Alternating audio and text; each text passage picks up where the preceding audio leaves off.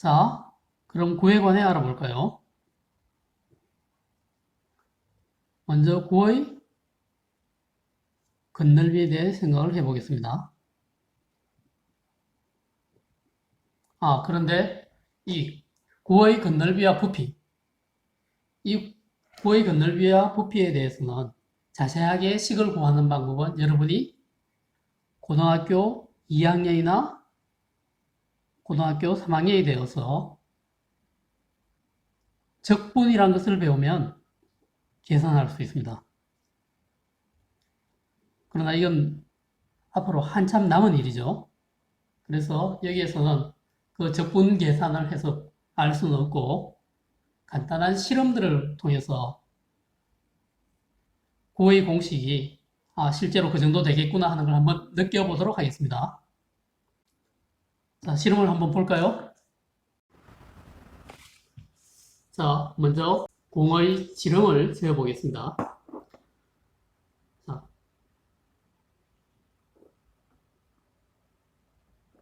이렇게 공을 자옆에 놓고 높이를 이렇게 하면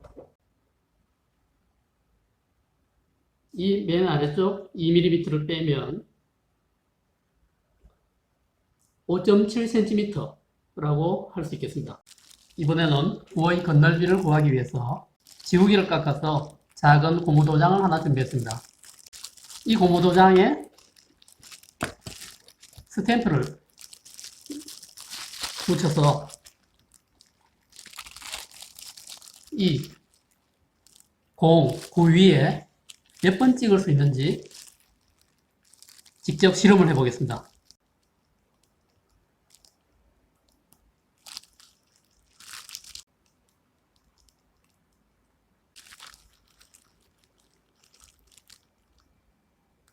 실제로 이 고무도장으로 찍은 정사각형은 한 변이 0.55cm인 정사각형이네요. 나중에 계산할 때는 한 변을 0.55cm로 해서 계산을 하겠습니다. 일단 도장을 몇 개나 찍을 수 있는지 실험해 보겠습니다.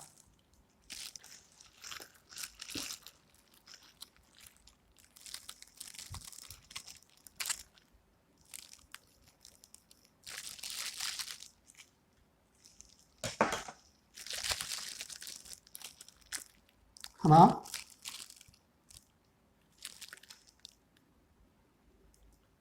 둘, 셋, 넷, 다섯, 여섯,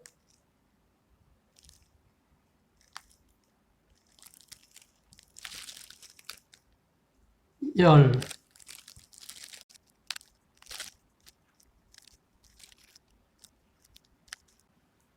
스물, 약간 겹치기도 하고 떨어지기도 하고 하지만 차이는 많지 않겠죠.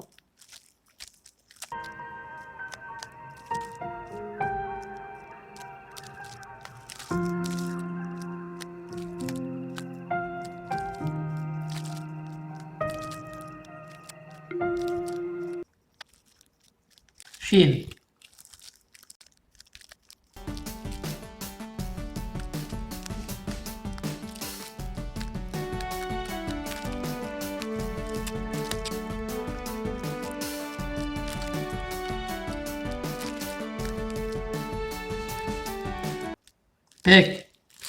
100개를 했습니다.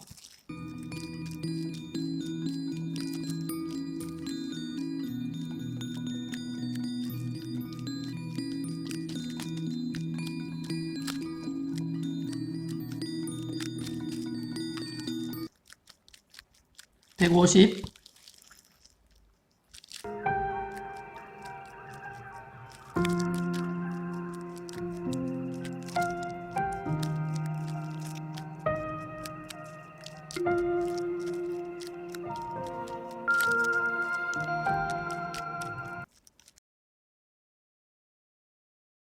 200,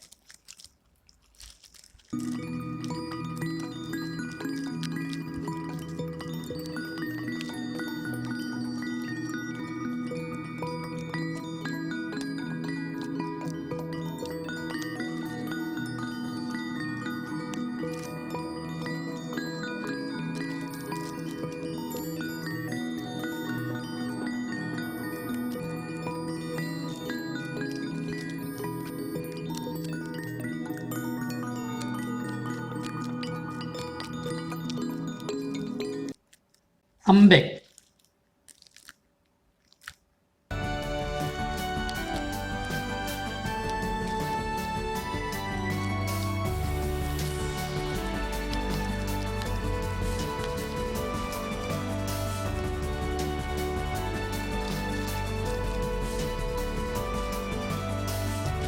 정확하지는 않지만 361, 361개의 도장을 이 공의 겉면에 찍었습니다.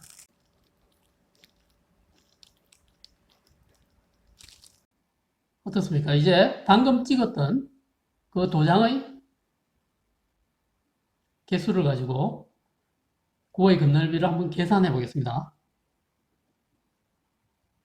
조금 전에 찍었던 도장은 한 변이 0.55cm인 정사각형이었죠. 정확하진 않지만 그 정도 된다고 생각을 해봅시다. 한 변이 0.55cm인 정사각형입니다.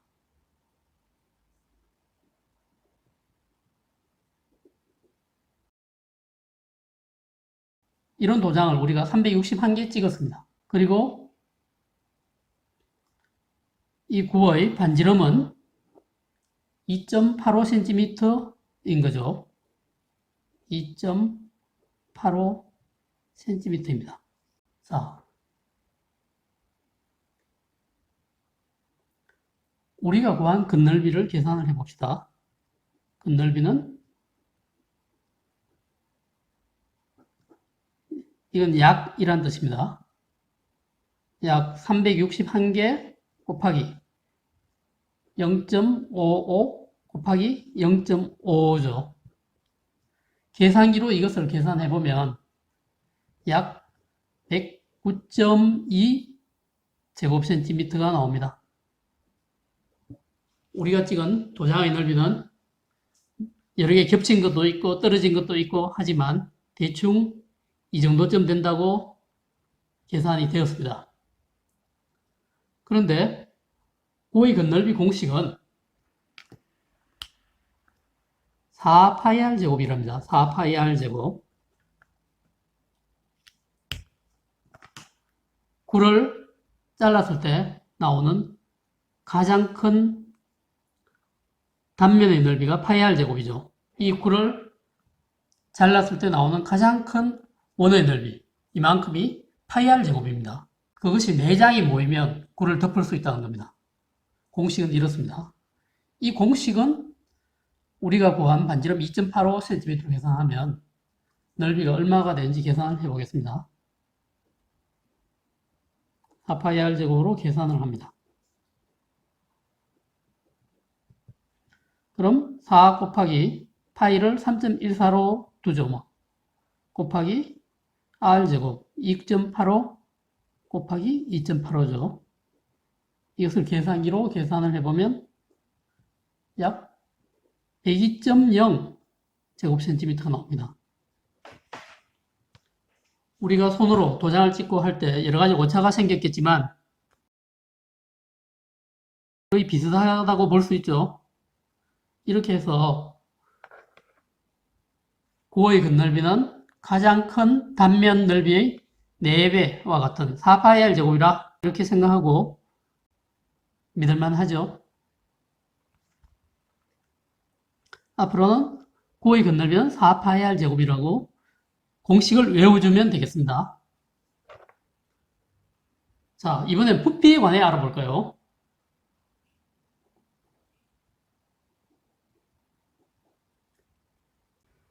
이번엔 고대 학자인 아르키메데스가 목욕탕에서 자기 몸을 잠궈서 흘러나온 물의 부피를 가지고 물에 잠긴 자기 몸의 부피를 재었듯이 공의 부피를 재기 위해서 물을 가득 채운 유리컵과 공을 준비했습니다. 그리고 이거는 나중에 흘러나온 물의 부피를 잴 계량컵이고요. 흘러나온 물을 받을 그릇입니다. 자, 실험을 해볼게요. 조심스럽게 물컵을 이 안에 놓고 공을 이 안에 잠궈 보겠습니다. 물이 흘러나오죠.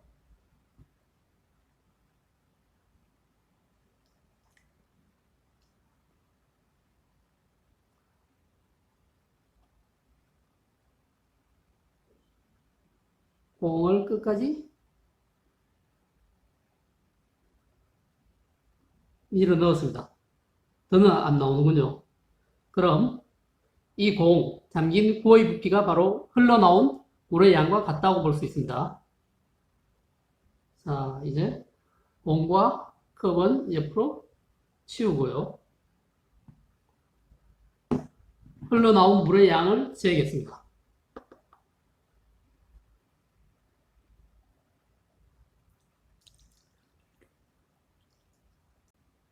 125ml, 즉 125 세제곱 센티미터쯤 될 것 같습니다.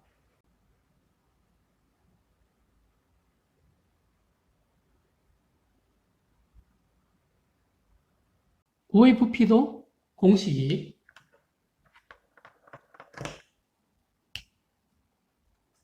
3분의 4 파이 r 세제곱이라고 합니다. 자, 우리가 구한 물의 부피를 계산해 보겠습니다. 우리가 했던 것은 물이 넘친 부피였죠. 넘친 물의 부피. 이것이 약 125 세제곱 센티미터였습니다. 우리 눈대중으로 대충 측정한 거죠. 자, 3분의 4 파이 r 세제곱으로 부피를 계산해 보죠.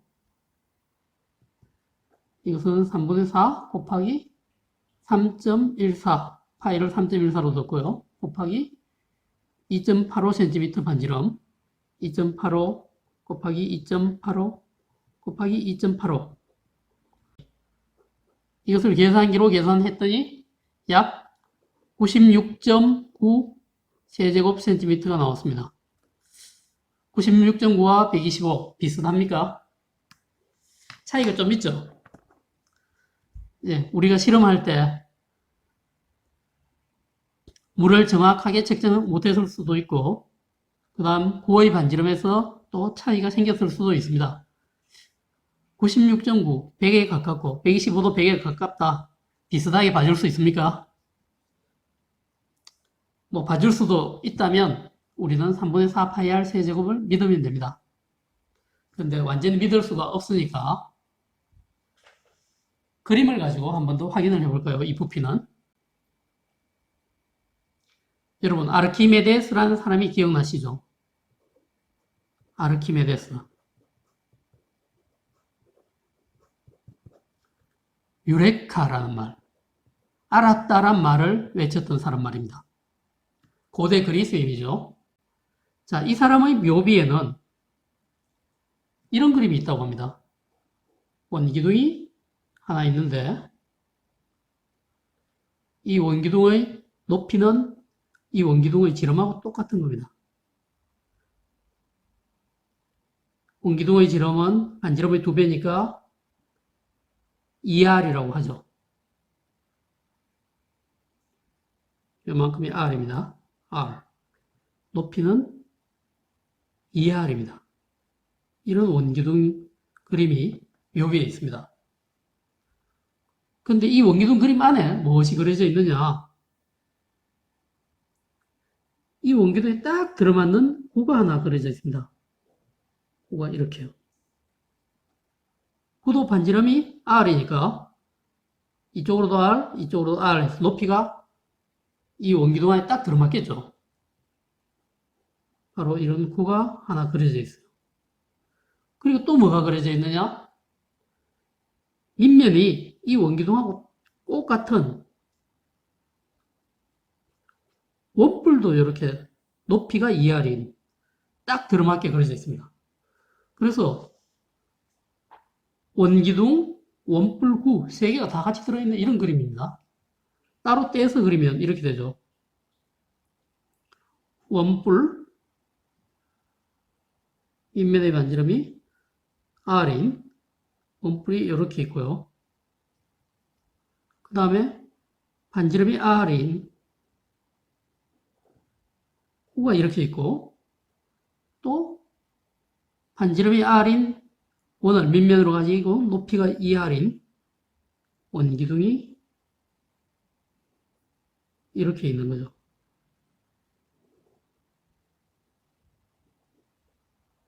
자, 이 세 입체 도형의 부피의 비를 조사해 볼까요? 어떻게 하느냐?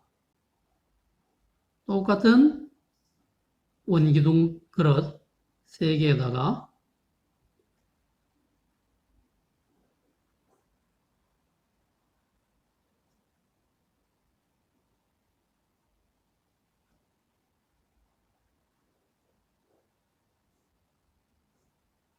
이 원기둥과 똑같은 원기둥입니다. 그런 원기둥 3개에다가 여기에 물을 가득 부어 놓습니다. 그리고 불을 집어넣어요. 그래서 흘러나온 물의 부피는 바로 이 고의 부피와 같겠죠. 그 물을 여기 부으면 어떻게 되냐 하면 높이를 하나, 둘, 셋으로 나눌 때 딱 3분의 2만큼 딱 3분의 2만큼 물이 찬답니다.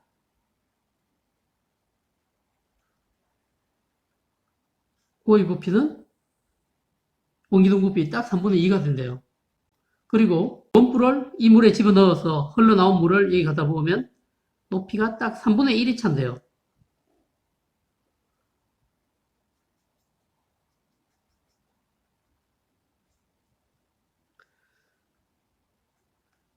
그래서 원뿔 대 9대 원기둥 같은 높이는 다 2R이에요. 그런 원뿔 9 원기둥의 부피의 비는 1대 2대 3이 된다고 합니다. 부피의 비는 1대 2대 3입니다. 여기에서 9는 원기둥 부피의 3분의 2죠? 그럼 고의 부피는 어떻게 될까요? 3분의 2 곱하기 원기둥 부피, 원기둥의 밑넓이는 파이 r 제곱이죠? 파이 r 제곱, 높이는 2r이죠? 2r. 바로 이렇게 됩니다. 이걸 계산하면 무엇이 나올까요? 2 곱하기 2는 4. 그래서 3분의 4 파이 r 제곱과 r을 곱하면 r 세제곱. 아, 이 공식이 나왔죠? 바로 고의 부피는 3분의 4 파이 r 세제곱이 맞습니다. 자, 이 실험을 생각하면 9가 3분의 4 파이 r 세제곱이라는 걸 조금 더 믿을만 하죠. 자, 이 두 공식을 잘 외워두는 것이 일단 중학교 1학년으로서 고의 건널비와 부피에 관해서 꼭 해줘야 할 일인 겁니다. 고의 부피는 이런 방법 말고도 여러분 책에 나온 설명을 정확히 읽어서 이해하는 것도 좋겠습니다.